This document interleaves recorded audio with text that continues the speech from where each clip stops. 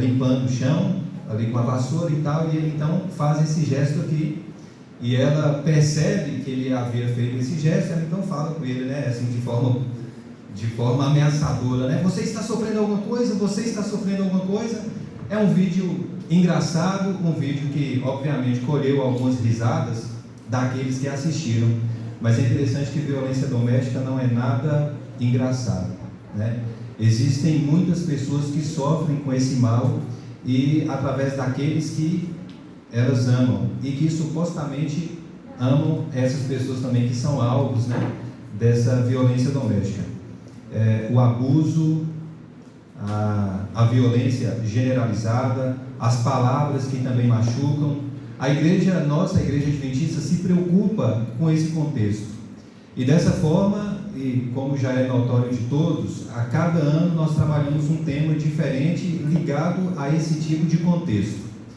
E o Quebrando o Silêncio é um projeto educativo da igreja adventista, presente aí, né, ou feito por 8 países da América do Sul: Argentina, Brasil, Bolívia, Chile, Equador, Paraguai, Peru e Uruguai.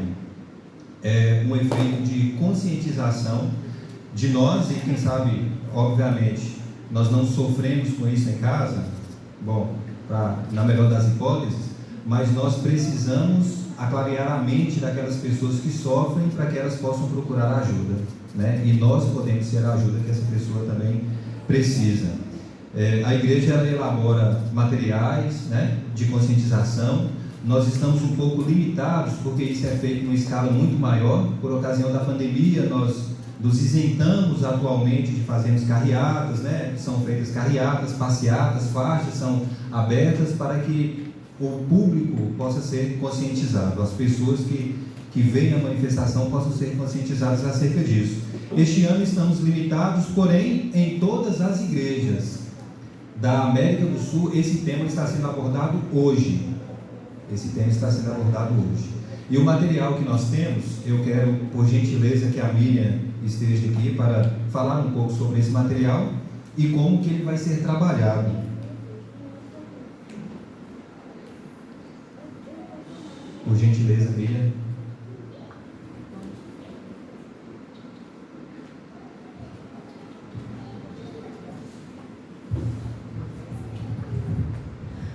Bom dia a todos. Como o Guel falou, esse é um projeto muito importante da Igreja Adventista, e o Ministério da Mulher é quem coordena esse projeto todos os anos, que é o Quebrando o Silêncio. E em respeito, né, às normas de protocolos de segurança sanitária, esse ano nós não teremos este evento nas ruas. Então nós da comunidade Morada optamos por fazer de uma forma diferente. Nós não vamos deixar de realizar o projeto, só que esse ano nós vamos fazer da seguinte maneira: cada família da igreja vai estar recebendo 2 ou 3 revistas dessas. Na saída vocês poderão pegar com as meninas que estão na recepção, e o objetivo é que você leia com a sua família o conteúdo da revista, que é muito rico, muito importante para nosso esclarecimento acerca deste assunto tão importante que é a violência doméstica, e que às vezes acontece nas nossas casas e a gente nem percebe que está acontecendo. Então, e muitas vezes a violência doméstica ela é velada, nós não conhecemos o que passa no lar do outro. Então, o objetivo é que você leia com a sua família, e a outra revista que você vai receber, você vai presentear uma família. Pode ser seus vizinhos, pode ser uma família, um parente seu, um amigo, um colega de trabalho, ou até mesmo um desconhecido. E nós queremos convidar vocês a fazer uma coisa bem legal, bem diferente.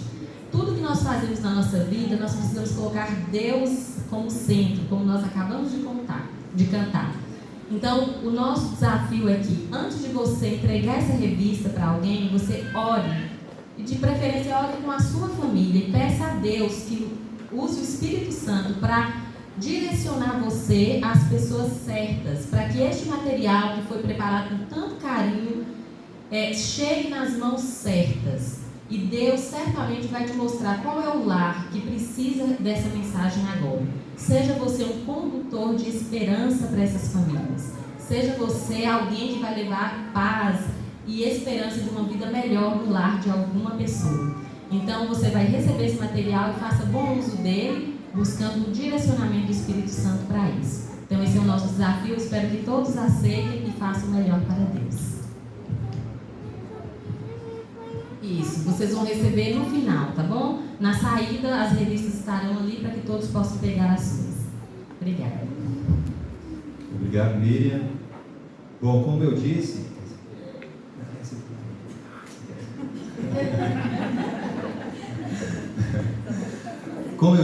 que esse assunto ele é tratado, né, no nosso público, e hoje todas as igrejas estão levantando essa questão, eu quero convidar ele, que é um amigo nosso, ele já esteve aqui conosco algumas vezes, é uma pessoa muito requisitada para que esteja assumindo o púlpito, pela entrega, pela iluminação, pela eloquência, pela inteligência. E eu quero convidar aqui o meu amigo Arnon Arruda. Hoje ele frequentava a igreja do Major Prats e foi convocado a estar na liderança jovem da Igreja Central, né? E seja muito bem-vindo mais uma vez, meu amigo. O Arnon, ele é uma pessoa com propriedade para falar, porque ele exerce a função de advogado também. Só que hoje estará, obviamente, como hábil instrumento nas mãos de Deus. Então que ele possa te conduzir, tá? Deus te abençoe.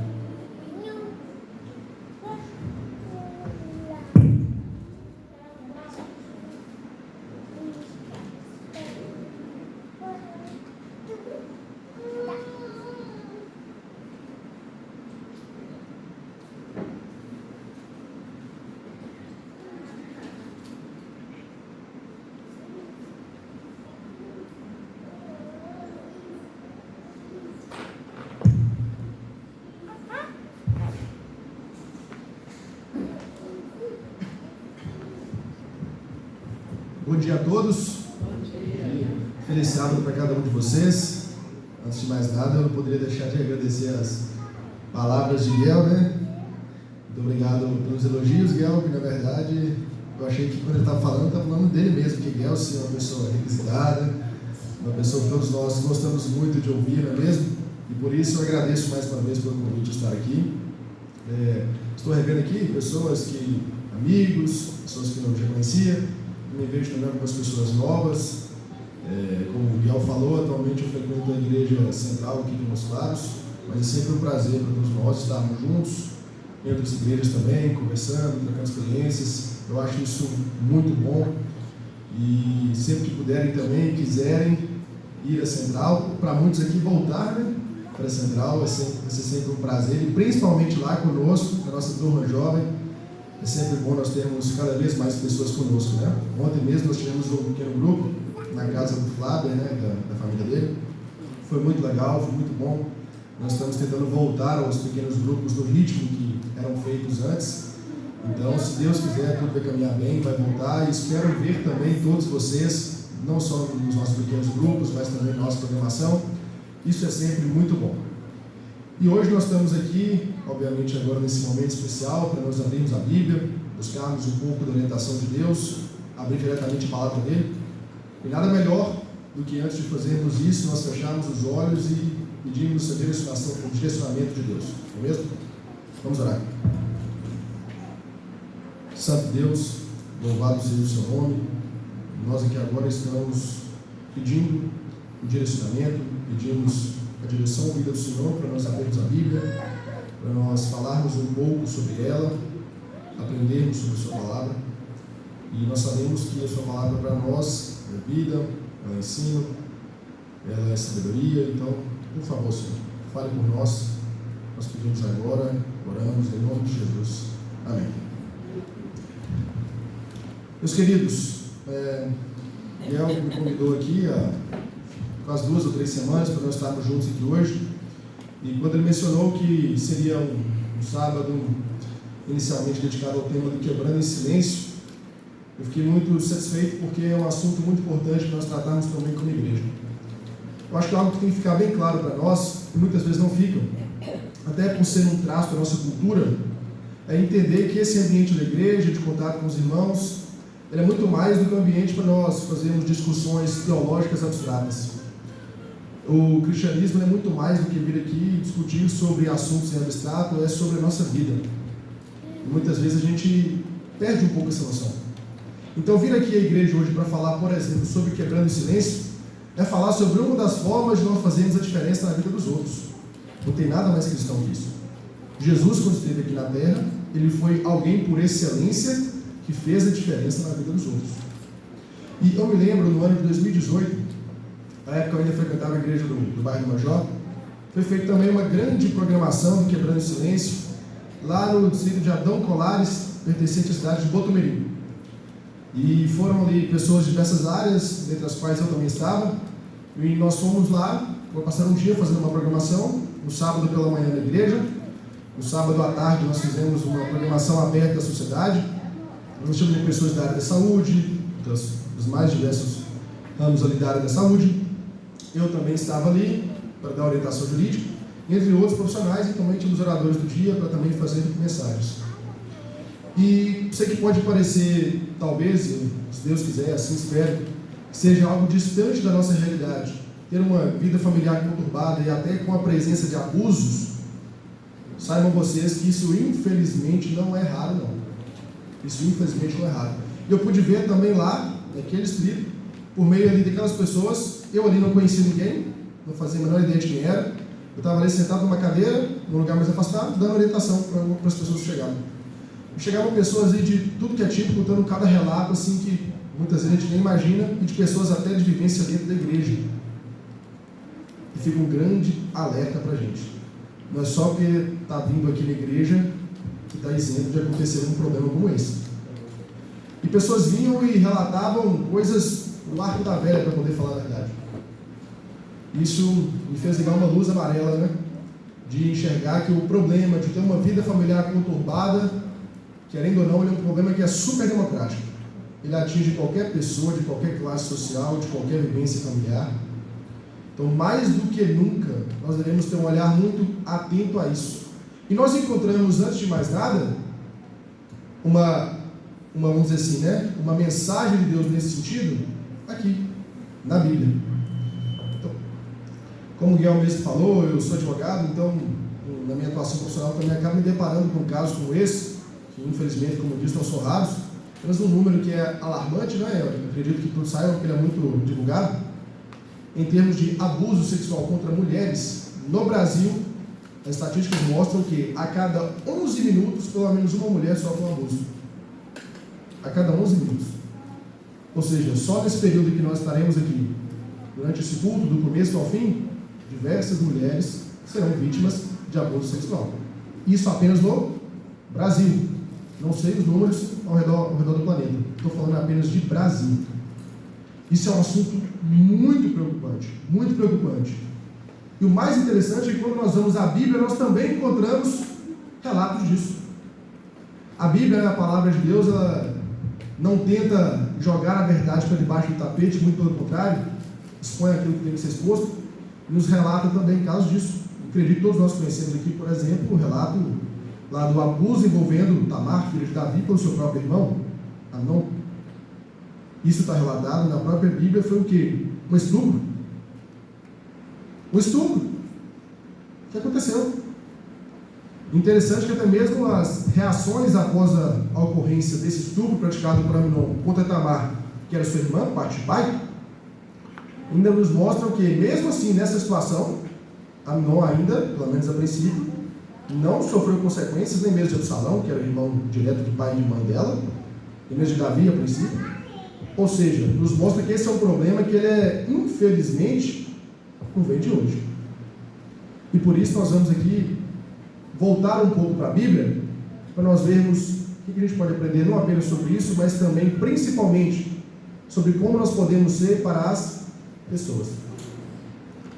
Tem um provérbio chinês, ele diz que antes de querer mudar o mundo, dê 3 voltas na sua casa. Esse provérbio apenas quer dizer que antes de eu tentar sair por aí, tentando consertar o que tem de errado nos outros, eu tenho que olhar para o meu próprio quintal e consertar para mim, né? Mas ao invés de falar aqui o provérbio chinês, eu prefiro falar o provérbio que Jesus disse, né? Antes de querer tirar o galho do olho do outro, tire do seu próprio.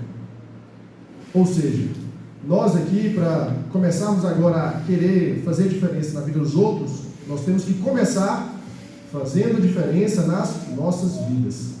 Ninguém começa consertando o quintal do outro se o seu não está consertado. E eu ouvi uma vez uma história de uma japonesa que ela foi passar o período do Natal no intercâmbio que ela fez com uma família cristã. E quando ela foi passar o período do Natal com uma família cristã, essa japonesa então achou muito estranho a forma daquela família cristã fazer ali o seu culto devocional ao seu Deus. Porque essa família cristã foi até a igreja, realizou ali o culto, participou do momento de adoração, e logo após voltou para sua casa, reuniram, jantaram, comeram em família e depois foram dormir.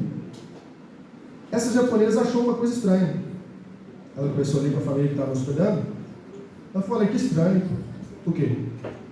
Aqui eu não estou vendo nenhum espaço aqui dedicado para o seu Deus, eu não estou vendo uma imagem, eu não estou vendo um canto separado, não estou vendo um nichozinho com alguma coisa que remeta a ele. O seu Deus fica só na igreja?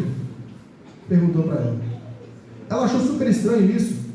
E ela falou para aquela família que estava recebendo, né, que ela se sentiu um pouco desconfortável em relação a isso.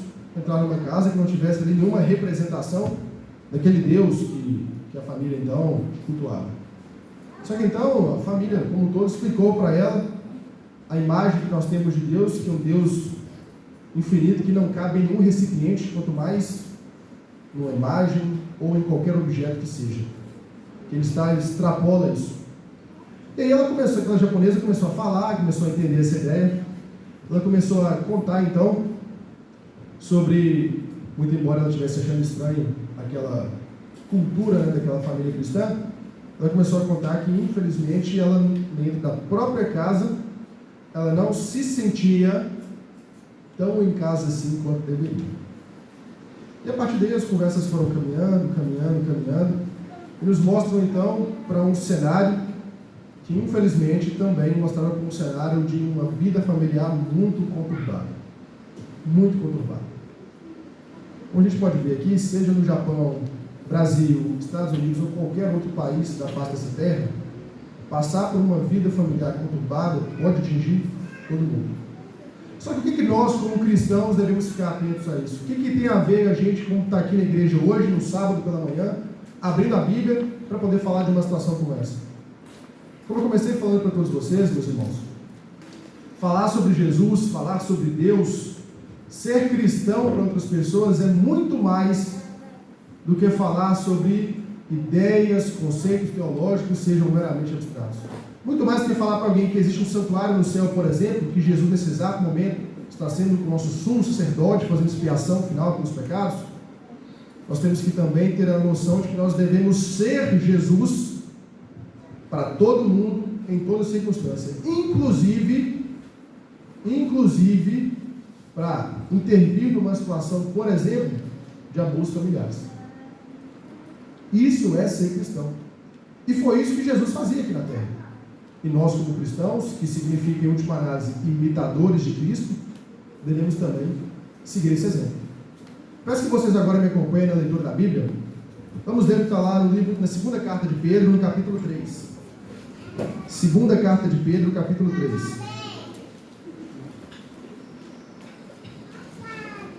Segunda carta de Pedro 3. Deixa eu abrir aqui. Verso 17.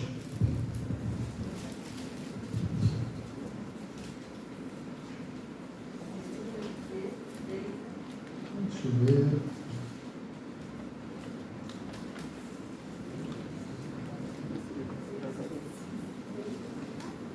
Perdão, irmãos, falei o texto errado para vocês. Oi? Pois é, 1 Pedro, capítulo 2, verso 17. Perdão. Primeira carta de Pedro, capítulo 2, verso 17. Isso. Primeira carta de Pedro, capítulo 2, verso 17.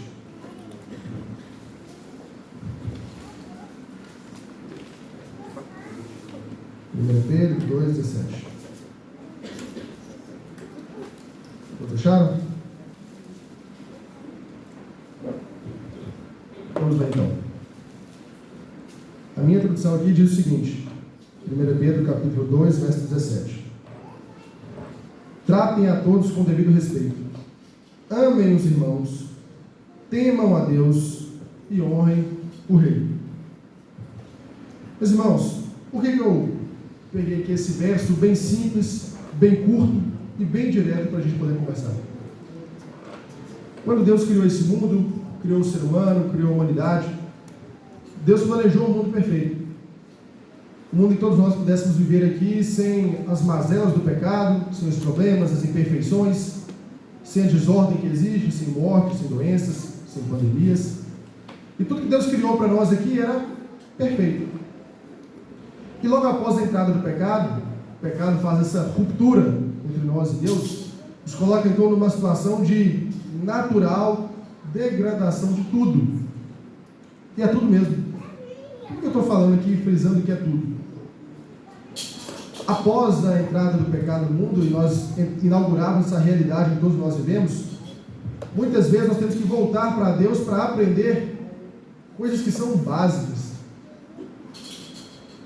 Coisas que são, a princípio, tão elementares, muitas vezes são distorcidas entre nós. O pecado provoca uma distorção em tudo que a gente pode imaginar. Tudo. Desde a nossa saúde física, morte precoce, doenças, até em questões que são mais elevadas e grandiosas, como, por exemplo, o amor. Hoje, até mesmo, a nossa forma de amar, ela pode ser corrompida pelo pecado. E por isso, quando a gente vai imaginar amor, a gente precisa, antes de qualquer coisa, voltar para Deus para aprender, na visão de Deus, o que sim é amor. Não sei se todos sabem, mas acredito que sim. Em boa parte dos casos de violência doméstica, sempre o agressor fala que ama e que ama muito, né? Ah, é porque eu te amo demais. Ah, é porque eu não suporto imaginar, por exemplo, você com outra pessoa. Eu te amo tanto.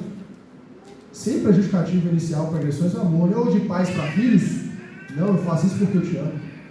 Ou de filhos para pais, eu faço isso porque eu te amo.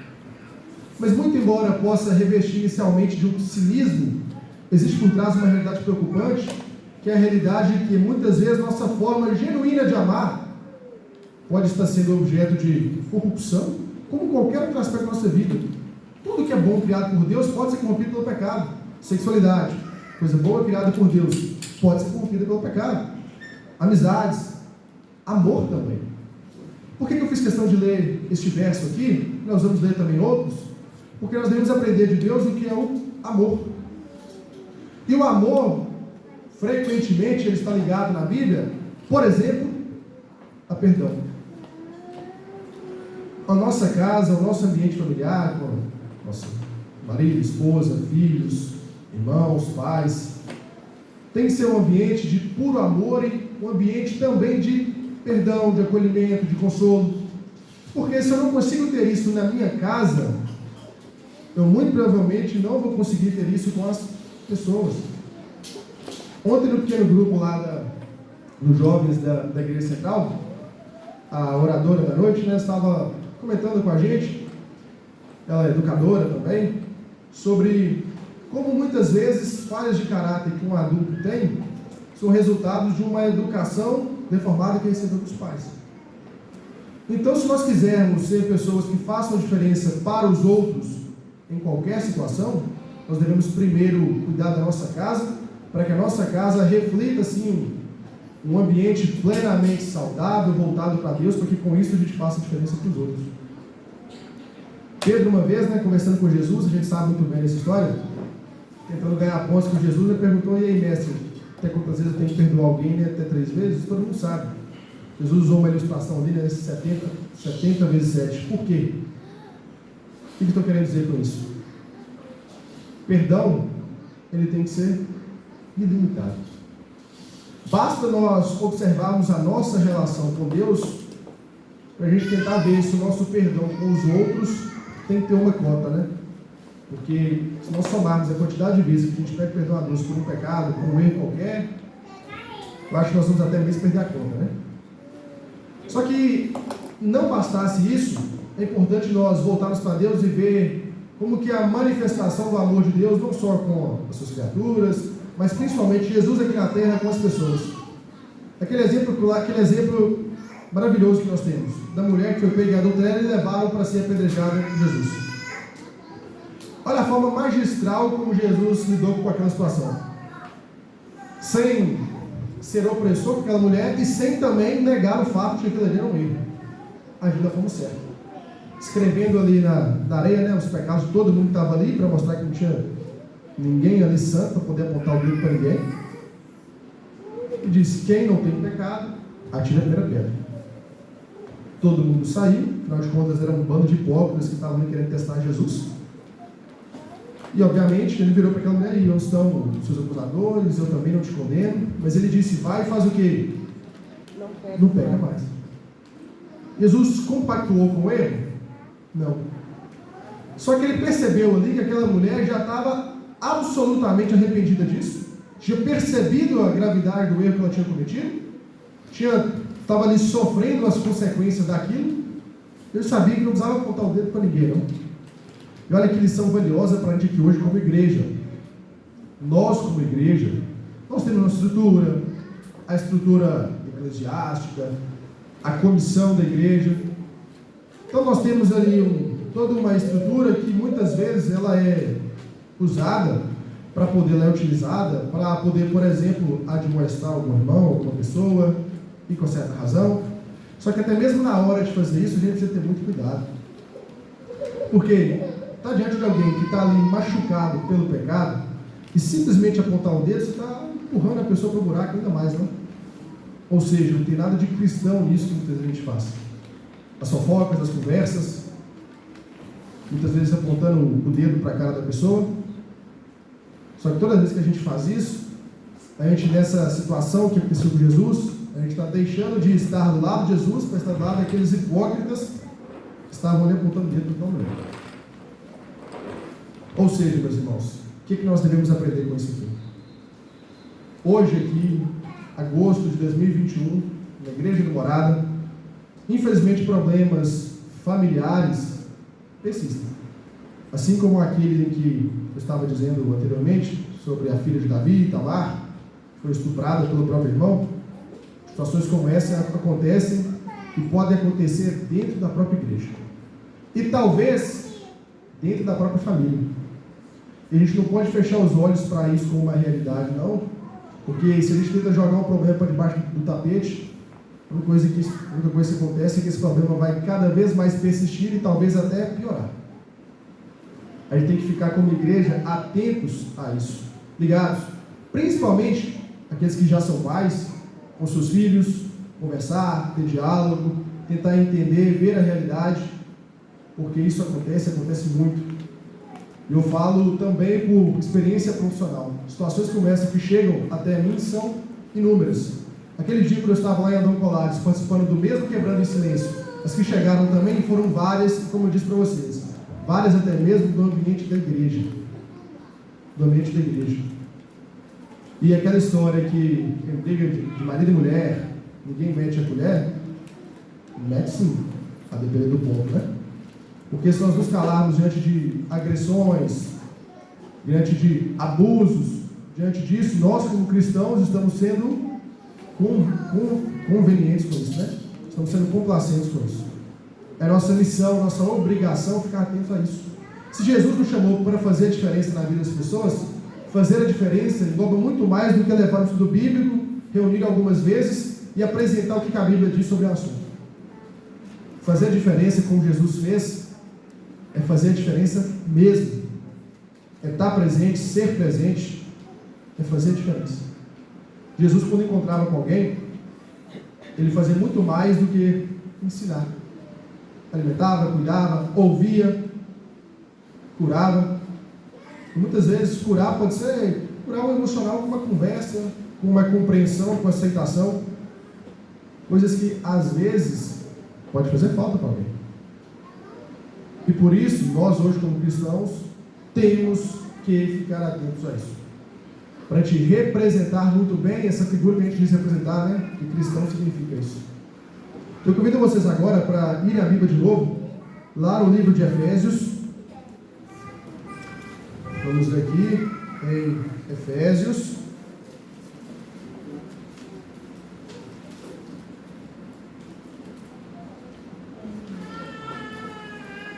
Efésios capítulo 4, no verso 32.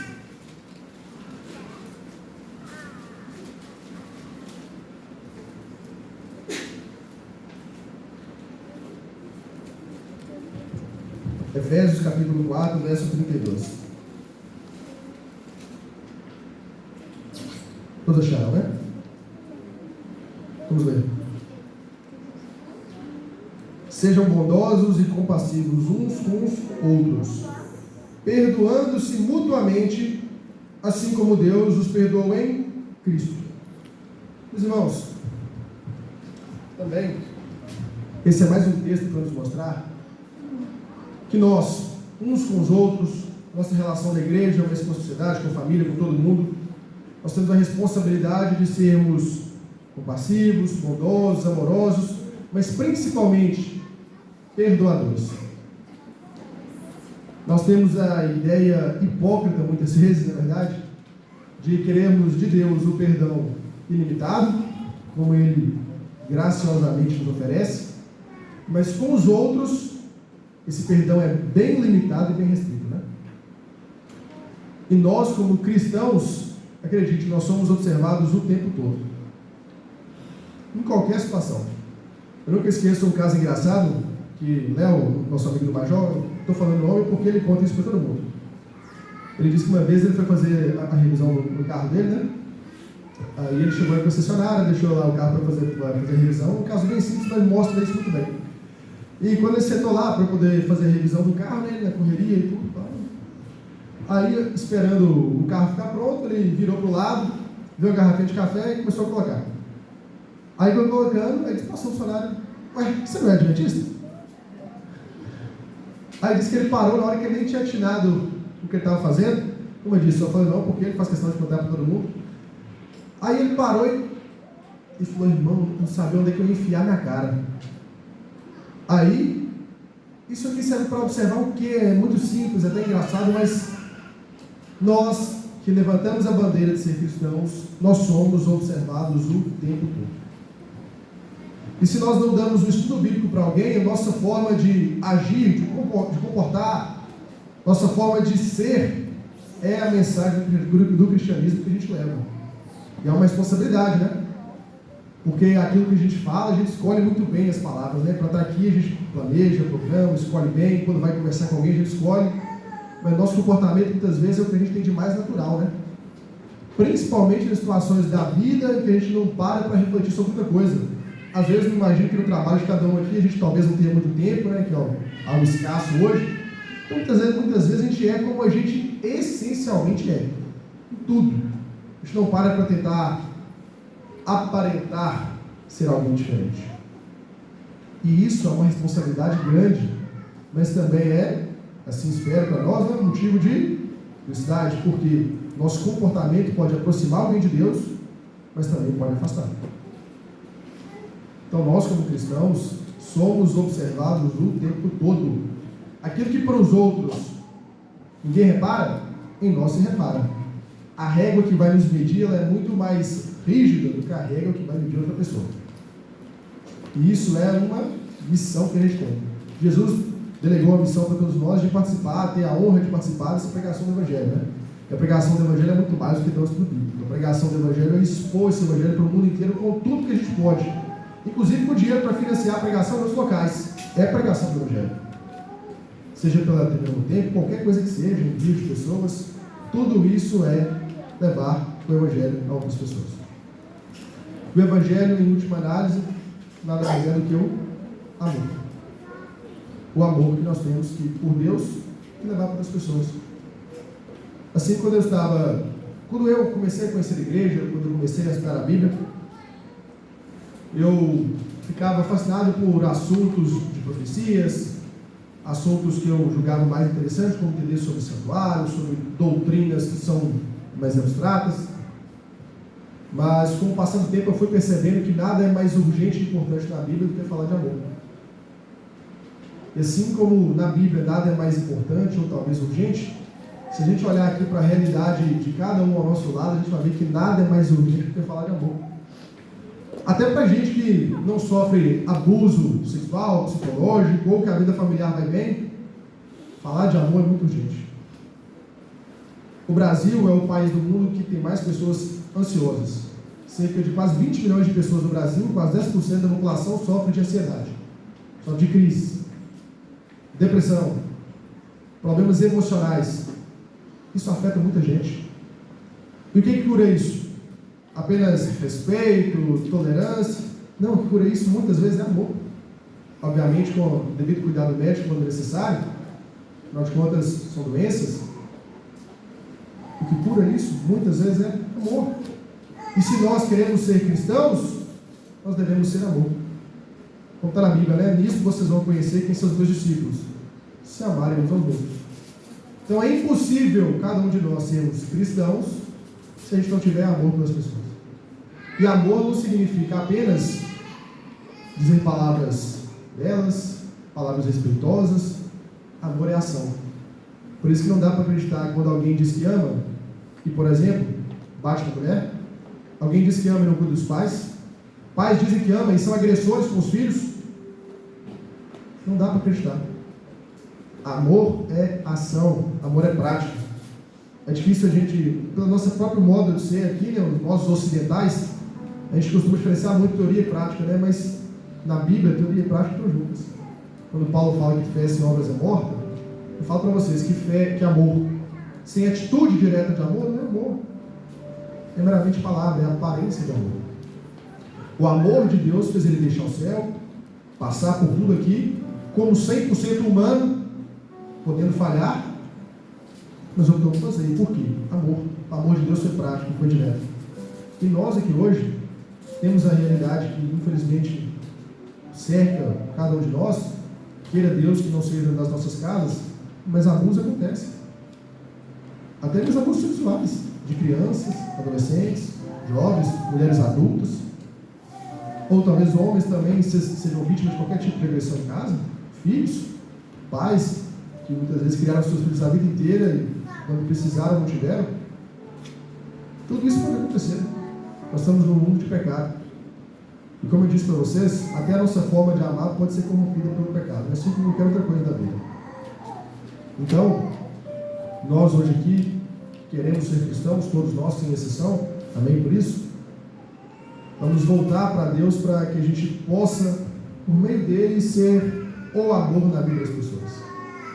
E assim como eu comecei essa mensagem falando, que esse modo de ser o amor comece mudando o meu quintal, né? O meu primeiro quintal é minha vida. Sou eu. Depois é minha casa. E depois o mundo todo. Então, meus irmãos, enquanto a gente ouve mais um final agora, nós vamos refletir sobre isso. Sobre como a gente pode ser o amor de Deus por nós, nos amando, nos respeitando, antes de qualquer coisa, né? Amando o próximo como a nós mesmos. E com isso, sendo amor para as pessoas e fazendo a diferença na vida delas.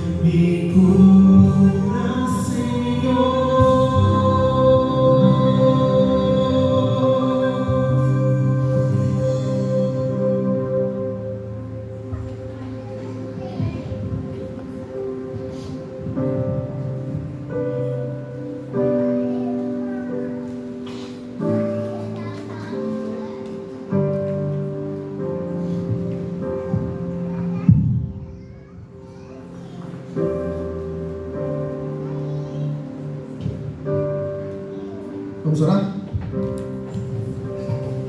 Vamos ficar em pé?